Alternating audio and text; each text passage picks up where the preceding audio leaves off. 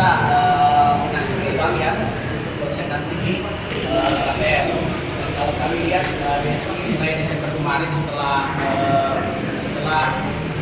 kemarin dengan Ray mengadakan acara, kelihatan bahwa membuka peluang, bukan membuka peluang ya, kita sama-sama membuat peluang bahwa KPR ini harus dijalankan sesuai kebutuhan masyarakat, dan masyarakat saat ini memang banyak yang syariah minded ya, kami mencari pembiayaan syariah, bahkan non muslim pun sekarang banyak yang mencari pembiayaan syariah.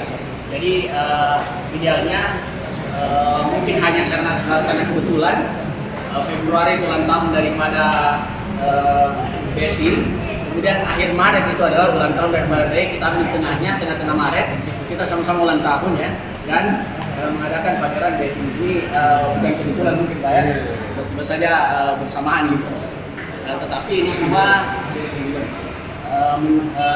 harus didukung oleh teman-teman media dan juga teman-teman Ray nanti yang akan berpartisipasi. Untuk jumlah booth dan lain sebagainya akan dijelaskan nanti oleh Wakil Ketua Bidang Pameran Pak Alfred, pameran dan promosi dan target yang ingin dicapai. Dan kami sangat berharap bahwa BSI nanti bukan hanya di wilayah Makassar 2 yang akan beroperasi, tapi juga BSI seluruh Sulawesi Selatan, karena Ray adalah Ray Sulsel. Kami harap juga BSI membackup sampai teman-teman kita di daerah Sulawesi Selatan pada khususnya.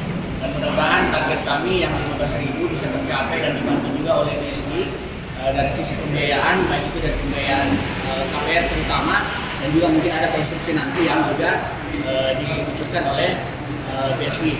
Namun yang kami dapat dari Ray bahwa teman-teman BSI ini mulai dari pusat sampai ke wilayah, ke area, bahkan ke cabang, itu sangat menyupport untuk KPR untuk di tahun ini. Dan sama-sama bermanfaat buat rakyat Sulsel ya. Assalamualaikum warahmatullahi wabarakatuh. Terima kasih. Sedikit tambahan dari saya pribadi, event ini kita yang ingin ditonjolkan adalah fasilitas stimulasi dari pemerintah yang tetap berlanjut dari 2021 ke tahun 2022, teman-teman.